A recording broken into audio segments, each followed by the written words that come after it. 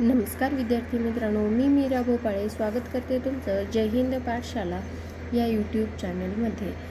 आज आपण बी पब्लिकेशनच्या कंबाईनच्या विज्ञानाच्या प्रश्नाचं स्पष्टीकरण पाहणार आहोत, ज्यामध्ये पोषक तत्वाच्या कमतरतेमुळे होणारे रोग हे पाहणार आहोत. प्रश्न पहिला, मानवी गलगंड डॅश डॅश यांच्याशी संबंधित आहे.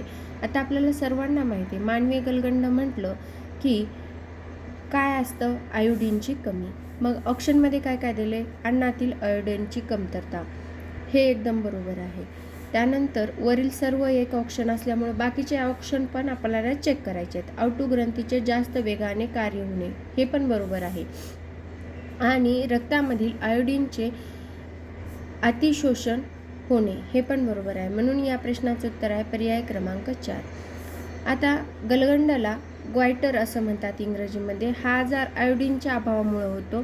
त्याचबरोबर आउटू ग्रंथीचा म्हणजेच थायरॉईड आकार वाढतो आणि मान सुचते. आता आपण काही लोकांचं बघतो बघा, मानेजवळ खूप मोठा भाग असतो, त्यांना काय असतं? थायरॉईड असतं. त्यामुळे त्यांच्या आउटू ग्रंथी जे असतात त्या वाढलेल्या असतात. त्याचबरोबर डोळे बाहेर आल्यासारखे दिसतात. हा आजार प्रदेशनिष्ठ आहे. याचा अभाव प्रामुख्याने भारतातील उत्तरेकडील प्रदेशात आढळतो. यानंतर प्रश्न क्रमांक 2, मद्यपानामुळे डॅशडॅशचा अभाव निर्माण होतो. आता मद्यपान म्हटलं की B1 लघवी जास्त येऊन B1चा अभाव निर्माण होतो. अभाव म्हणजेच काय? तर B1चा नाश होतो. म्हणून या प्रश्नाचं उत्तर आहे पर्याय क्रमांक 1 थायमिन. B1चं रासायनिक नाव थायमिन आहे, त्यामुळं हे या प्रश्नाचं उत्तर आहे. रेटिनॉल कशाचं नाव आहे आणि नियासिन कशाचं नाव आहे हे तुम्ही मला कमेंट बॉक्समध्ये सांगा. आणि अस्कॉर्बिक आम्ल हे क जीवनसत्वाचं नाव आहे, हे मी तुम्हाला सांगते. त्याचबरोबर रेटिनॉलचा शोध कुणी लावला हे पण तुम्ही मला सांगा. आता मद्यपान केल्यामुळे शरीरात काय होतं? तर थायमिनचा अभाव होतो आणि थायमिनचा अभाव झाल्यामुळं बेरीबेरी हा रोग होतो. त्याचबरोबर मेंदूवर परिणाम होऊन एक गंभीर विकार आजार होऊ शकतो, ज्याला आपण विकने कोर्सकॉफ सिंड्रोम म्हणून ओळखतो. याशिवाय मद्यपानामुळे शरीरात इतर जीवनसत्वे जसं की B6, B12, फॉलिक ॲसिड आणि ADK यांच्या अतिशोषणामुळे अडथळा निर्माण होतो. यानंतर प्रश्न क्रमांक 3, लहान मुलांमध्ये रातआंधळेपणा हा रोग कोणत्या जीवनसत्वाच्या अभावामुळे होतो? तर ते आहे रेटिनॉल म्हणजेच ए. यानंतर रेटिनॉलबद्दल अधिक माहिती पाहूया. शास्त्रीय नाव आहे ए जीवनसत्वाचं रेटिनॉल. त्याचबरोबर याची गरज प्रतिदिनी 1 ग्रॅम असते. त्याचबरोबर ए जीवनसत्वाचा शोध कुणी लावला? तर ते होते कॅशिमर फंक. मग याचे स्रोत कुठले कुठले आहेत? तर दूध, लोणी, चीज. आणि वनस्पती स्रोत कुठले आहेत? तर टोमॅटो, आंबा, काजू, बदाम, गाजर, रताळी इत्यादी. याचं कार्य काय आहे? तर शरीराची व हाडाची, त्वचा, दात प्रतिकारक्षमते मदत करतो. त्याचबरोबर त्वचेचे रोग आरोग्य राखणं, त्याचबरोबर रोग प्रतिकारशक्ती वाढवणं, डोक्याचे आरोग्य उत्तम ठेवणं, त्वचा, हाडे, मेंदूचा उत्तम विकास इत्यादी निरोगी राखणे, त्याचबरोबर गर्भाच्या उत्तम वाढीसाठी. आणि याच्या अभावामुळे रातआंधळेपणा, झिरोपॅथेलिया, दृष्टिदोष, त्वचा कोरडी पडणे, पारपटलाची शुष्कता, केरोटोमायसिस, मूतखड्याचा आजार, शुक्राणू निर्मितीत अडथळा इत्यादी ए जीवनसत्वाच्या अभावी आजार होऊ शकतात. त्याचबरोबर अतिधोक्यामुळे होणारे आजार जसं की डोक्यात दुखी, गुंग येणे, भूक मंदावणे, यकृताचा आकार वाढणे, केस गळणे, गर्भविकसित होताना दोष निर्माण करणे. जेव्हा गर्भ विकसित होतो त्यावेळेस दोषसुद्धा निर्माण होऊ शकतो अजीवनसत्वाच्या अभावामुळे. यानंतर प्रश्न क्रमांक 4, सकाळी सूर्यप्रकाशामध्ये त्वचेच्या खाली कोणते जीवनसत्व तयार होते? तर त्वचेच्या खाली डी जीवनसत्व तयार होत असतं. ते सकाळी सूर्यप्रकाशामध्ये थांबलं की त्वचेखाली तयार होत असतं. आणि याचं काय कार्य आहे किंवा महत्त्व काय आहे आपल्या शरीरामध्ये, तर कॅल्शियम व फॉस्फरसच्या शोषणासाठी डी जीवनसत्व अतिशय आवश्यक आहे. त्याचबरोबर हाडे दात मजबूत ठेवण्यासाठी, रोगप्रतिकारशक्ती वाढवण्यासाठी हे कार्य करत असतं. सूर्यकिरणातील अल्ट्राव्हायलेट किरणे त्वचेवर पडल्यावर त्वचेमधील 7 डिहायड्रेशन कोलेस्ट्रॉल या घटकाचे रूपांतर व्हिटॅमिन डी मध्ये होत असते. ही प्रक्रिया विशेषतः सकाळच्या कोवळ्या सूर्यप्रकाशाच्या सानिध्यात राहिल्याने होते. म्हणजेच या प्रश्नाचं उत्तर देता येईल आपल्याला पर्याय क्रमांक 3. सकाळी सूर्यप्रकाशामध्ये त्वचेच्या खाली डी जीवनसत्व तयार होत असते. यानंतर जीवनसत्व अ, ब, क आणि के त्यांच्या अभावामुळे होणारे रोग याबद्दल जोड्या. आता अशा जोड्या लावायला आपल्याला प्रश्न विचारायचा ट्रेंड सुरू झालेला आहे. त्यामुळं आपल्याला हे सर्व करणं सुद्धा गरजेचं तेवढं झालंय. अजीवनसत्वामुळं रात आंधळेपणा येतो. आत्ताच आपण पाहिलं. अजीवनसत्वाला काय म्हणतात, तर रेटिनॉल म्हणतात. त्याचा शोध कोणी लावला, तर कॅशिमर फंकने लावला. ब जीवनसत्वामुळं बेरी हा रोग होतो. हे पण आपण आत्ताच पाहिलेलं आहे. ब म्हणजेच B1 थायमिन या जीवनसत्वाच्या अभावामुळे बेरी हा रोग होतो. स्कर्वी हा रोग क जीवनसत्वाच्या अभावामुळे होतो.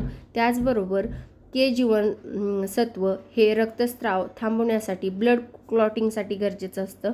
त्यामुळं या प्रश्नाचं उत्तर आहे पर्याय क्रमांक 3. आता अजीवनसत्वाच्या अभावामुळे होणारे रोग जसं की रात आंधळेपणा, झिरोपॅथेमिया, दृष्टीदोष, त्वचा कोरडी पडणे, पारपटलाची शुष्कता इत्यादी होत असतात.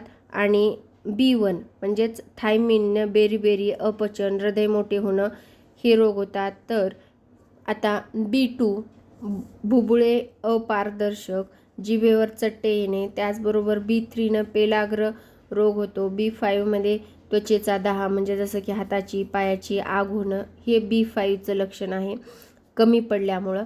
त्यामुळं B6चं ॲनिमिया म्हणजे त्वचेचा रक्तक्षय, शरीराचे वजन कमी होणे, तोंडात आग होणे, ओठांना भेगा पडणे.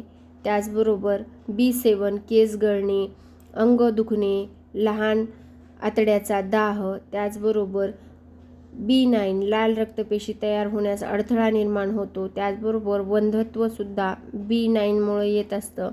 B12 मेगालोब्लास्टिक ॲनिमिया होऊ शकतो आणि वंध्यत्वही येऊ शकतं. स्कर्वी नावाचा आजार ज्यामधून हिरड्यातून रक्त वाहते ते क जीवनसत्वाच्या अभावामुळे होत असतो. हाडामधील कॅल्शियमचा नाशसुद्धा ग जीवनसत्वाच्या अभावामुळे होतो आणि किडनी स्टोनसुद्धा क जीवनसत्वाच्या अभावामुळे होऊ शकतो. ड जीवनसत्वाच्या अभावामुळे मुळदूस आणि अस्थिमृदुता होऊ शकते. यानंतर पुढील प्रश्न आहे, खालील विधानांची सत्यता पडताळा. अन्न संरक्षण समिती प्रशासन 398 द्वारा रासायनिक पदार्थाच्या अन्न प्रक्रियेतील वापरातील संबंधित मार्गदर्शक तत्त्वे दिलेली आहेत, त्यांची सत्यता तपासा. तर अ आहे, अन्नाचे तत्त्व टिकवण्यासाठी अँटीऑक्सिडंटचा वापर करतात. बरोबर आहे. अँटीऑक्सिडंट म्हणजे काय हे आपण पहिल्याच या सिरीजमध्ये पहिल्यांदाच पाहिलेलं आहे.